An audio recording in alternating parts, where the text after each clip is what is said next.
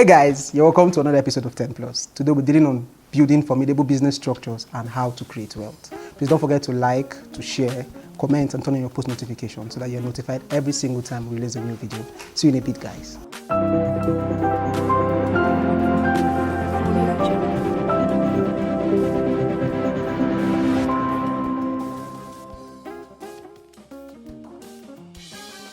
Welcome back, guys. Today in the studio we have two architects, Architect Apeh and Architect Ochudo. You're welcome, ma. You're welcome, sir. It's great to have you on the show. So we're dealing on business structures and how they create wealth. Everybody's very interested in wealth creation these days, and we have stellar entrepreneurs all over the world. So, sir, let's start from you, sir. How do we create wealth? Okay, I thought you were going to send that question to her first because she's a master of wealth creation. You know, I mean, she has a series online for how to create wealth, but I will help her because she's a sister and a friend. Okay. So yeah, so anyway, I'll talk a little bit. A wealth creating machine. Yes. Yes, I am. Yeah. So let me try to define wealth from the way I understand it. I think that you need multiple currencies to attain wealth. To be rich, you require the currency of money. You need to have a lot of money to be rich. But to be wealthy, you need to have more than money. Wealth is the balanced accumulation of value and volume. So you want to have a good currency, a good value in the currency of riches, in the currency of health, in the currency of peace, in the currency of opportunity. When you put these together, not just riches, you have health, you have Network, good relationship. Please, can we calm down, please? Yeah. Can we please calm down? Yeah. No, when you said currency, I was thinking pounds. Okay, good. Dollars, yeah, so Bitcoin, euros. No, it's not a cryptocurrency. All right. So I mean, in life there are many currencies. Okay, not just money now. Not just money. Opportunity, for example, is a currency. Time is a currency. Friendship, relationship, network is a currency. Your business, enterprise is a currency. Of course, money and enterprise go side by side. Yeah. Okay. So when you have just money, you are rich. That's all you are. Even when you have $10 billion or 10 billion naira, you are very rich. It doesn't mean you are wealthy. A man that has 10 billion and is bed-stricken and ill all the time, that's right, isn't wealthy. A man that has 10 billion and has no family, no loved one, no support system, isn't wealthy. A man that has 10 billion in his account and everyone hates him and is lonely and depressed all the time, isn't wealthy. A man who has 10 billion and is afraid to sleep at night because he feels constantly, perpetually insecure, isn't wealthy. A wealthy man is a man that has value and volume, has value in the currencies of life and has volume of that value. So what I'm trying to say is that if you have peace of mind once in a while, you have the value but you don't have the volume. If you have just one support system, you have the value but you don't have the volume. To be truly wealthy, you must have the value and the volume. You must have enough good people in your life. You must have enough peace of mind. You must have enough money for yourself and other people. You get the idea now? So to create wealth, it comes down to a balanced life that transcends cash. Cash is also a requirement. So if you have peace of mind and you don't have cash, you are not wealthy. You see now? If you have a great family and you have a great network of people and you still don't have money, you are not wealthy, because you've got to have the value and the volume in these various currencies of life. A man who has 10 billion and, let me say a boy, and dies at 12, he had 10 billion at a very young age, but he didn't have time. He lacked time. So he couldn't really express his purpose, you know, he couldn't really achieve certain things in life, not because he wasn't a good guy, but he didn't have enough time to do that. So you can't really say he's wealthy. So that's my understanding. I'm not going by any book or anything. This is what I believe to be wealth. To be wealthy, you must have value and you have great volume of the value. Let's leave it to... Ma, I'll come to you, man. I'm saying ma too much. I tell Ochudo, I don't want to believe that. I don't want to believe that you agree with me. You know, when we hear wealth creation, people think hustle, blow. At worst, hustle through a process, blow. And we want to talk about that process. Now he has brought about other variables about that process. Is that the truth? Let's don't believe this. Honestly speaking, it is the truth and nothing but the truth. In addition to what he has said, whatever it is you have as wealth needs to transcend your lifetime. It needs to be valuable in volume and currency in several other generations after you. That is when wealth becomes established. So you can have 10 billion like he said, but if you die, in spite of how healthy and how much peace you had, and your children did not acquire these attributes as well, then this wealth will not last for long. So wealth creation basically is understanding that you are on a journey to ensuring that everything you require in life to be stable, to give full expression to your God-given potentials, you have them at hand. That's basically what wealth creation is. Sometimes it shows up as hustle, but I don't really like to use that word hustle, because hustle sounds like a anything goes. You can trample on values systems. You can defy protocol because you are hustling. So it's important that, people can become rich from illegal means, but the kind of wealth that is established, there are always principles that guide them. Established principles that have consequences if you go against them. So that's where all the sickness comes in. That's where all the lack of peace comes in, because there are principles that support wealth creation that you are not honoring.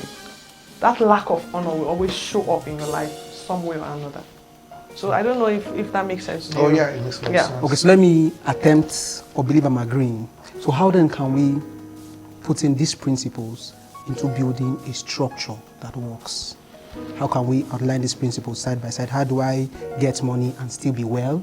How do I use my network to get money? How do I build people or put people together to get money? Everything we have said, how do we put them side by side on our journey towards creating wealth now, not just riches and not just accumulation of cash? How do we put these principles side by side into generating true wealth? Okay, like architect said, I like the point that she made about having money that transcends your lifetime, having values that outlives you, all right? And you can't create that sense of value or that crop of value without a structure, you see? So let me explain. A life that is well lived is like a completed house. Okay, so you can build a house, beautiful aesthetics, beautiful chairs, beautiful color, and after 15 years, it collapses. But when it was built, you had the biggest dedication, you brought the bishop of your city, and all of that was done.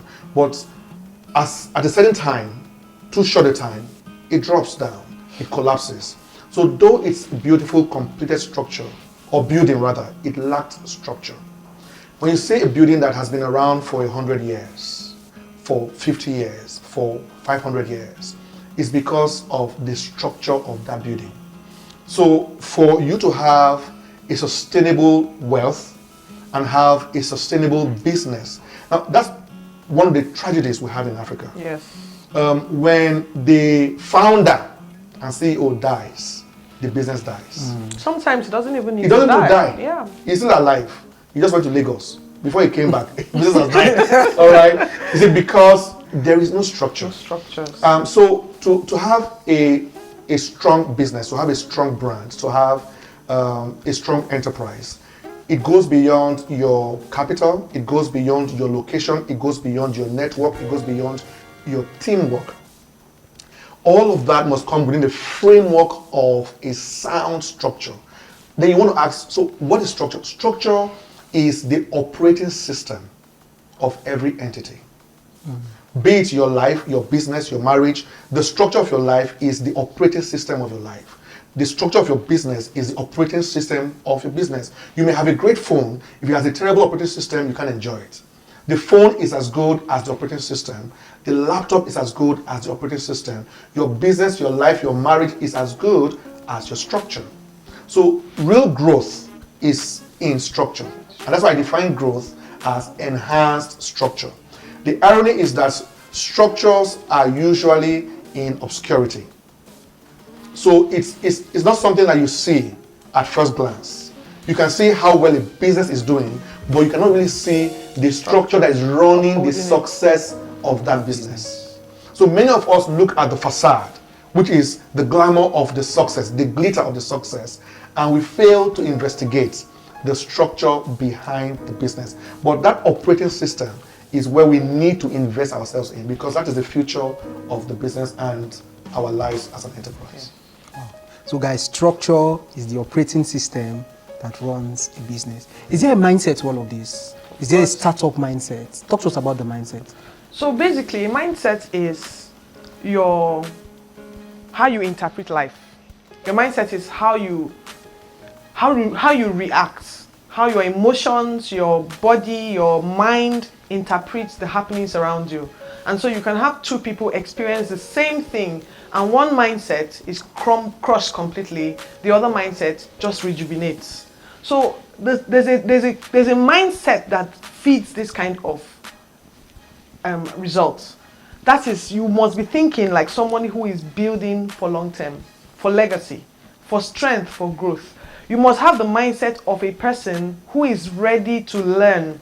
You must have an open mindset. Usually people assume that mindset is just positive thinking. No, mindset is not positive thinking.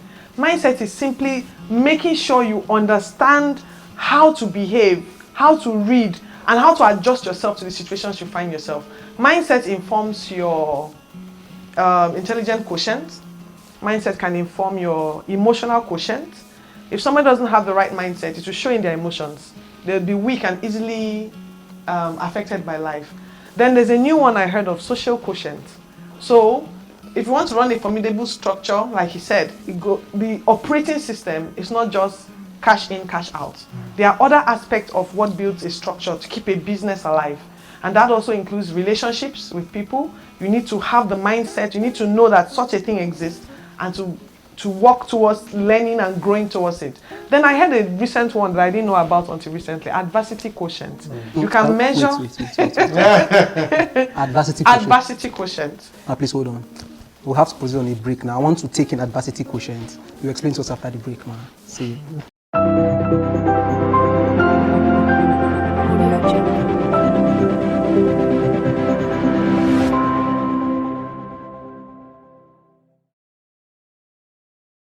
Welcome back, guys. Before we went on the break, we're looking at the mindset for wealth creation. She had said stuff of social, emotional, and adversity quotient. It was on adversity before I cut her short. I needed to know how I needed a quotient for adversity. Can you continue now, please? Yes, of course.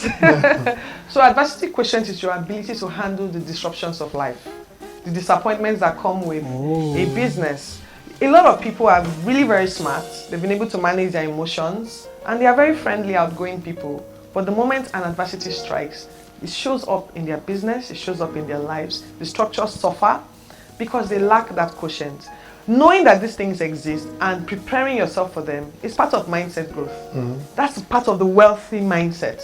Because a wealthy person is very conscious of all they may not be aware of them, but the moment anything shows up that is supposed to interrupt their process of building wealth, they quickly rise to the occasion. That inability to do so is like having a fixed mindset. You don't know what you want, you don't think you can learn anything new. But as somebody who is growing and trying to build a formidable business, you must be open-minded.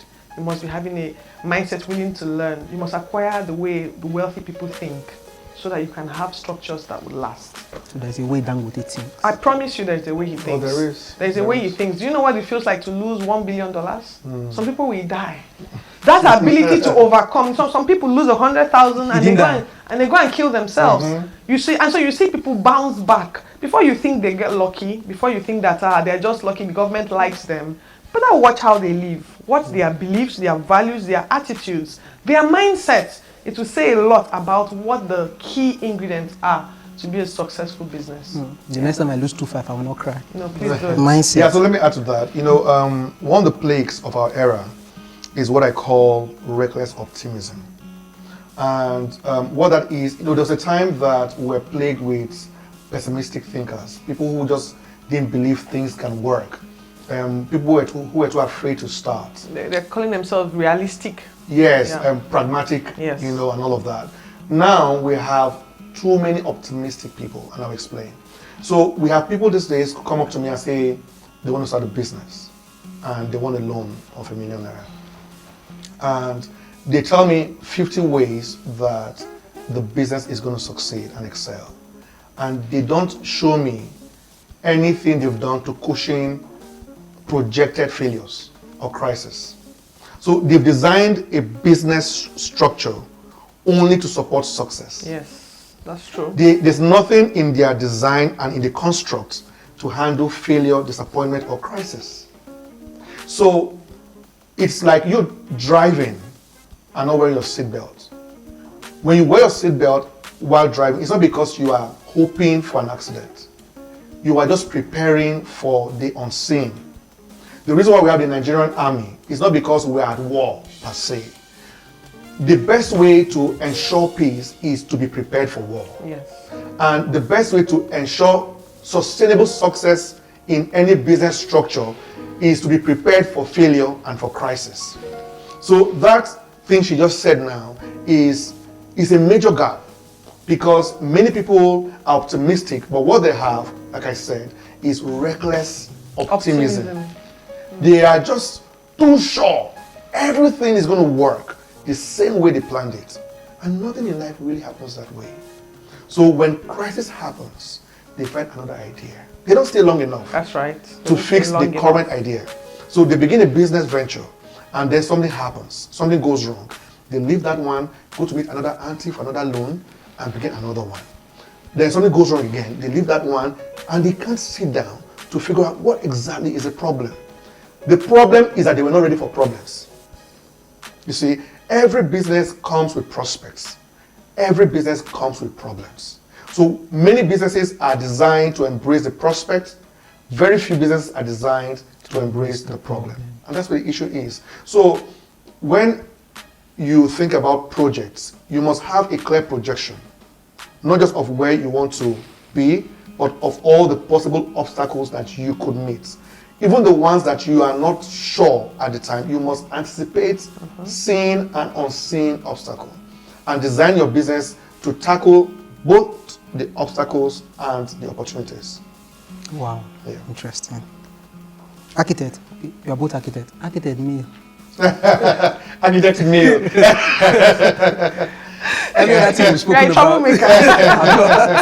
Everything we've spoken about looks like it's been around us: trust, emotions, mindset. But there's also a people, and the people is now external. How do we deal with people in structures? We've spoken about networks. People build business structures and companies and have to have staff. How do we deal with people, or how do people come into our business structures? Yeah, so every business requires a customer, right? If you don't have a customer, you don't have a business. You have a hobby, you have a ministry, hobby. whatever, you can call it anything you want to call it. But you can have money and not have a business. You can have a great location and still not have a business. To really be in business, you must have people.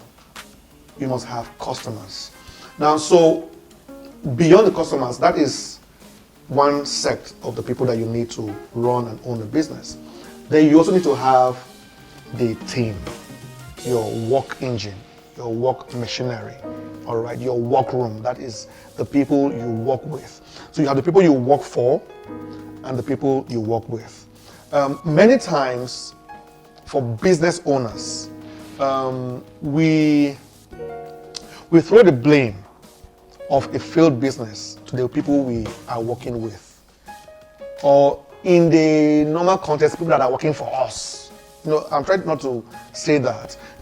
So you're not just thinking as an employer All right.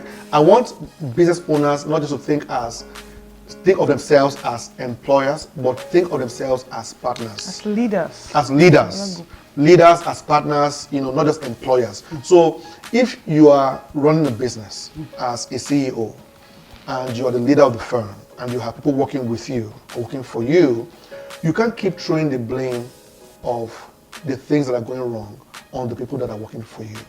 Because however weak they are, essentially they are following you. Essentially. So there is the part where people can be incompetent. So it's now your duty as the leader, because you can't throw the blame on the people that are following you. They are your followers. So if they are not working, as the leader, you take out what is not working. And we assume that whatever you are keeping, you think is working. So if you are keeping the people on your team, you are responsible for the people on your team. The people are not responsible for the failures. You are responsible for the people on your team. Therefore, you are responsible for the failures by your team. So if there's an element in your team structure that is not working, fire them. Let them go. Whether they are your sister or your brother or your best friend. If you want to run a ministry, you can keep your sister, your brother, and your best friend. If it's business you want to run, then you've got to be very firm about what is working and what isn't working. And to create a balance with that, certain things in their raw state may not appear to work. You see, that's why now in schools they don't say a child is dull. If a child isn't performing well, it's possible that you haven't put them in the right place. So some people on your team may not be performing well because you put them where they can't function right. So as a leader, you must be sure that you place your people in areas where they can function right. And if they are still not giving you what you want, you cut them off. But the leader is always responsible for the outcome of the team. Wow. But you need people, both your customers and your team. Yeah. So can you just throw more light on hiring, on what you feel is the appropriate way to hire? So hire for attitude. I was pointing fingers at you actually. I saw the fingers. So hire for attitude, then train for skill. Say that again, please. Hire for attitude, then train for skill. Every skill means it was learned. Nobody was born with that skill. Yes, agreed. Some people are more predisposed to certain skills and are more likely to perform better in certain areas. But my experience is hire for attitude. I'll give an example. I had a project I was working on and I wanted a group of people to work with me. A gentleman came on board and very, very early, from the very first meeting, I knew this guy, So he was trying to let us know how much he knew and what he knew and how he could deliver, and he had the best ideas and blah, blah, blah. So I'm like, all right, that's great. I'm excited to hear this. So why don't you work together as a team? Why don't you come up and let us tell you what the vision of the project is so that we can all key in. We all have different strengths here, but he wouldn't align himself with the team progress. And one of the things I spoke with him several times, and then one day he just decided, and I'm like, you know what, I'm not even going to push for it, because you don't understand that your attitude will take you where your skill will not. Your knowledge, your intelligence cannot keep you where you have a bad attitude. So one of the things you may want to consider when hiring is hire for attitude, train for skill. There are people out there, there are 7.2 billion people in the world today. So you will always find someone. It's not easy to find, but you will find someone who has a skill. Or you can hire, as a contract. These days of remote working, with the COVID, advent of COVID now, you can do a lot with people who you don't have to be in the same environment with. So I will always recommend that the people you have within your space must be people who align with your values at some point. I don't know how to manage people that are not in alignment. I don't know how to work with people with bad attitudes. They're not willing to learn. They don't see the vision of the company. They're not willing to grow. They have fixed mindsets. It's a difficult thing to cope with. They will run your business down. I was just going to add that when he said it, sometimes some people are square pegs in a round hole. So you need to also, one of the things I think when you want to hire that you must consider is to see what the person's aspirations are. Because sometimes you hire because I can do this. But what do you see yourself as in 5 years, in 10 years? What are your aspirations? Because then you can know whether this person will align with your long-term vision or not. So those are things that you consider. Listen to the questions that they ask. Bring them on your team on probationary basis. If you sense, okay, you have the skill that we require, but I need to test it. Watch them for a while on probation. Allow them mingle with your team, so that they can watch the culture around you. What are the things that are acceptable? What are the things that are not acceptable? Work with that in helping determine your teammates. And then listen to the questions that they ask, which is what I was trying to say. Usually, questions reveal a lot about what a person is interested in. So someone can be with you and be great at video editing, for instance, but every time he asks you questions, they ask you questions that are maybe about something else entirely. That may be an indication that this person may be here at this time, but this is something you want to develop in someone. I grew up in a home where my mom would say, we hire people that stay with us. So we had a staff that had been with us since I was born. I didn't even know he wasn't related to us until the day he died. So I grew up with that mentality that people can last. You can have companies where employees last for 50, 60 years and become family friends with the owner of the company. So when you are looking out for people, have that in your mind that, this person can be with me for a lifetime. This person can be with me for 30 years. And consider that when you are hiring. Of course, you must hire for skill. You must know what it is you want them to bring on board. You must be very clear about your objectives.